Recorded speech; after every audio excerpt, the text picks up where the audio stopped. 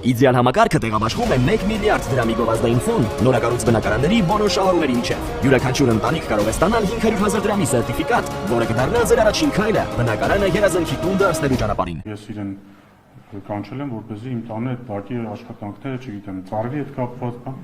Խոստովանել է անձը, որ ինքն է տանը։ Ես որևէ բանից այլևս տեղյակ չեմ։ Ես գիտեմ որևէ բանից տեղյակ չեմ։ Ես գիտեմ, որ իրեն են կասկածել եւ այդքան։ Այո, ինքը երկրից դուրս է եղել, իրեն Ռուսաստանում կարծեմ հայտնաբերել են,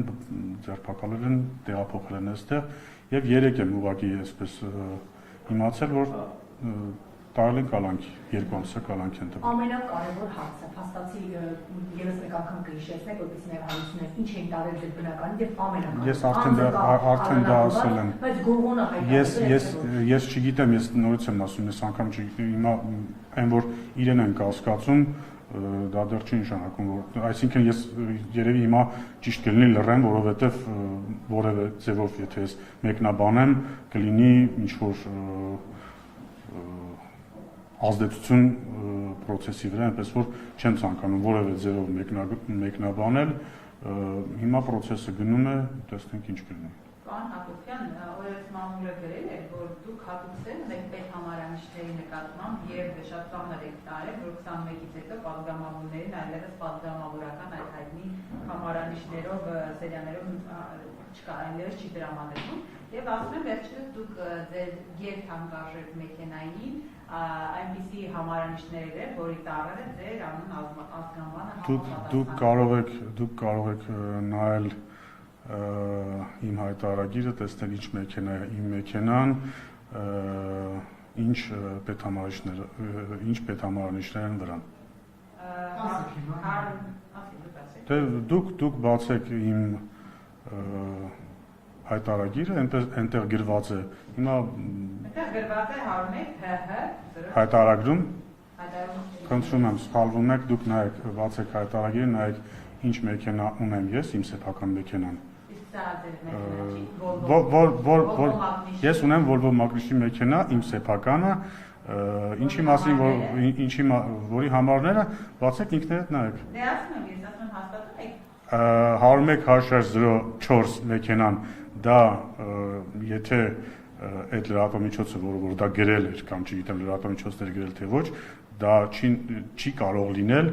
սեփական մեքենա։ 101-04 համարները եւ ընդհանրապես երբ որ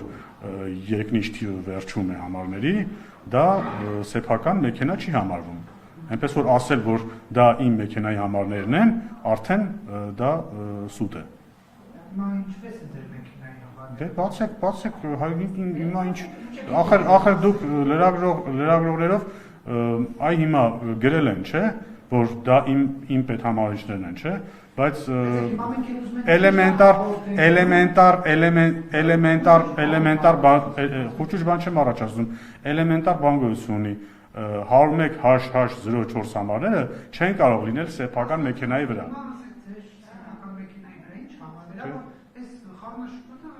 Ես անկեղծ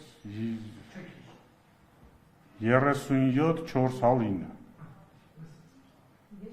37 իմ բացեք հայտարարագիրը, նայեք ինչ մեքենա է իմ մեքենան եւ դրա վրա ինչ համարներ են դրված։ Դա սեփական մեքենայի համարներն են, երբ որ երկնիշ թիվը դիմացում է, հետո եռանիշ թիվ։ Իսկ երբ որ եռանիշ թիվը դիմացում է երկնիշ թիվը վերջում, դա սեփական մեքենայի համարներ չեն։ Պարոն Հակոբյան, դուք ինչպես կմեկնաբանեք ազգային ժողովի նախագահ Արեն Սիմոնյանի պահվածքը 3 ազգային ժողովի հարևանությամբ։ Ես նախքան ազգային ժողովի նախագահի պահվածքը մեկնաբանելը պետք է մեկնաբանեմ այն անձնավորության պահվածքը, որը խուլիգանական, ես կմեկնաբանեմ եւ կորակեմ խուլիգանություն իր պահվածքը, երբ որ մարդը իրեն թույլ է տալիս Հայաստանի Հանրապետության ազգային ժողովի նախագահի հետ խոսել արայով։ Դա առնվազն խուլիգանություն է, դա երբևէ որևէ մեկը թող չհամարի խոսքի ազատություն, որովհետև խոսքի ազատությունը պետք չէ շփոթել խուլիգանության հետ։ եւ եթե իրենց կարծում է, որ օրինակ իրենք ապրում են այնպիսի մի երկրում, որ իրենք կարող են ազգային ժողովի նախագահային Բարձրաստիճան պաշտոնյաների հետ խոսելիս օգտագործեն արա եզրույթը եւ մնան անպատասխան, առնվազն սխալվում են։ Իհարկե հիմա դրանց համար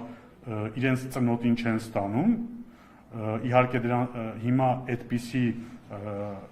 արարքի համար, արայով խոսելու համար զուգարանում ախրանիկները ծեծելով չեն սպանում, բայց դա չի նշանակում, որ պետք է դրան ընդհանրապես պատասխան չլինի։ Պատասխանը կլինի այնպես, ինչպես սեռական բնույթի հայանք ինքը հնչեցեց այն բանից հետո, երբ որ Ալեն Սիմոնյանը նրան պատասխանեց իր արա ասածին։ Ինքը բաներություն կներեք, էլի եմ ասում, ինչ պետք է Արամ Պապատը ասելու փոխարեն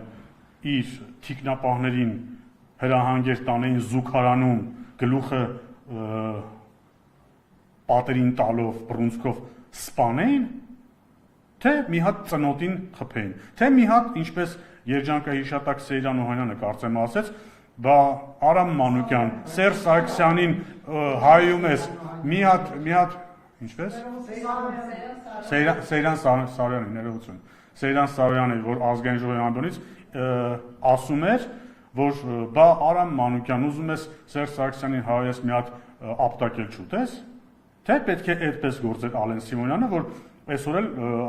ասեր, բա ուզում եմ իմ հետ արայով խոսալ, մի հատ ծնոտին էլ չուտի։ Ոչ։ Իրավապահներին կարծեմ արդեն հետագա հայյանքի համար, որը երևի թե ինչքան գիտեմ, եթե չեմ սխալվում, որակվել է որպես խուլիգանություն, արդեն դիմել է իրավապահներին, բայց Արայի համար դիմել իրավապահներին։ Դե հա, ես որքան գիտեմ, էլի եմ ասում, իրավապահներին դիմել են արդեն հայյանքի համար, որը երևի խուլիգանություն է, բայց Արայի համար ասել Արա ազգային ժողովի նախագահին եւ մնալ անպատասխան շատ բան Հակոբյան կներեք ֆիքսեցին, որ եկել են, ինչպես քպականներ են ասում, սադրել են,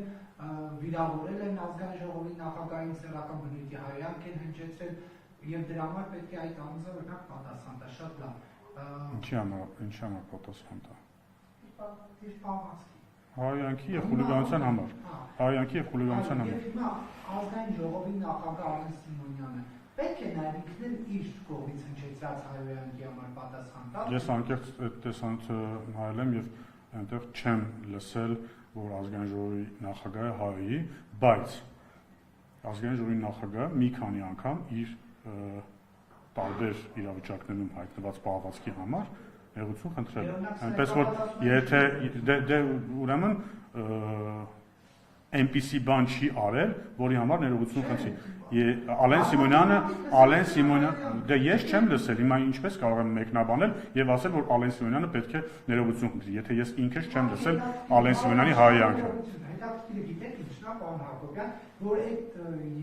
20 վայրկյան տերողության պետ իրավիճակում այդ ընդդիմադիր գործչի հայոյանքին անմիջապես է հաջորդում Ալեն Սիմոնյանի հայոյանքը։ Ես չեմ լսել։ Դուք ասում եք հետաքրքիրը գիտեք, դե չեմ լսել, որովհետև չեմ լսել Ալեն Սիմոնյանի հայոյանքը։ Եթե դուք ինձ ցույց կտաք այդ տեսանյութը, որտեղ ակնհայտ լսվում է Ալեն Սիմոնյանի հայոյանքը, կասեմ, այ հիմա լսեցի, բայց ես չեմ լսել։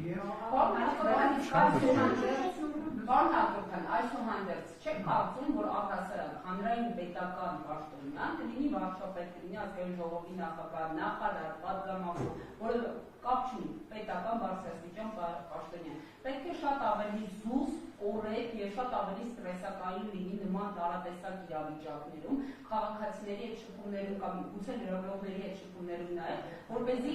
նաեւ հաշվի առնելով, որ ցանկացած տեսակի քննադատություն, խոսք, վիրավորանք կարող է հնչեցնել պետական պաշտոնյաների հասցեն, բայց դա չի նշանակում, որ ինքը եւս օրինակ պետք է նման ձևով արձագանքի, ինչ-որ մեղադրանքի, քննադատության, վիրավորանքի եւ այլն։ Այսինքն ընդհանուր առմամբ պետական պաշտոնյայի հանրային պահվածքը նորմալ է մեր երկրում։ Ես այո համարում եմ, որ պետք է լինի զուսպ, կոռեկտ, բայց պետք է նաեւ ասեմ, որ այո, եւ հենց այդ իսկ պատճառով մենք կուսակցությունում ընդունել ենք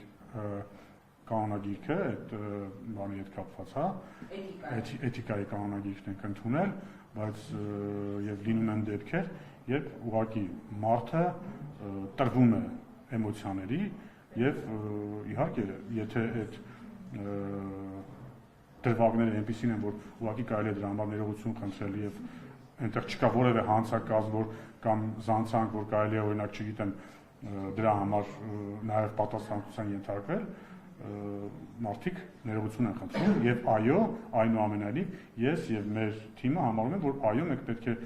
եւ դրա մասին խոսում ենք շատ հաճախ, որ պետք է լինել ավելի զուսպ եւ աշխատում ենք այդ ուղղությամբ, բայց լինում են դեպքեր, որ մարդիկ տրվում են էմոցիաներին եւ հետո բացատրում են ինչու իրենք տրվեցին էմոցիաներին եւ հարկ եղած դեպքում նաեւ ներողություն են խնդրում։ Պարոն Հակոբյան, հաշվարկելով նաեւ որն է ձեր կոչը ձեր այն դիմախոսների, որոնք ժողովրդավարությունը, խոսքի ազատությունը կարծեք թե շփոթում են խորհրդանության հետ եւ իրենց թվում է իրենք ավանգալ օրեցերեկով կաններ Զարական Բնետիանյան տարածքների ժողովի նախագահ եւ հետո այդպես զորի կերպարով Դե եթե իրենք իրենց համարում են ընդդիմություն, ընդդիմախոս կոչս հետևյալն է, որ ավելի լավ կլինի, որպեսզի իրենք բովանդակային դաշտում գտնվեն եւ փորձեն մեր հետ բովանդակային քննարկումներ անցկացնել, այլ ոչ թե փորձեն արայով կամ այլ չգիտեմ, երևի երբեմն վիրավորանքներով փորձեն սադրեն, որպեսզի դիմացինը տրվի սադրանքների եւ այդտեղից ստացվեն տարատեսակ աղմկահարույց վերնագրեր։ Ավելի լավ կլինի, որ եթե կան բովանդակային քննարկումներ, բովանդակային մեղադրանքներ ինչ-որ հարցի շուրջ, ավելի լավ կլինի դրա մասին խոսեն, քան արայով խոսեն, հայոեն, թուրք, դավաճան, արդեն 4-5 տարի, 6 տարի այդ ամեն ինչի մեջ ենք ապրում եւ դա արդյունք չի տվել ուղղակի 2021 թվականի ընտրություններն էլ դրա ապացույց։ Շնորհակալություն։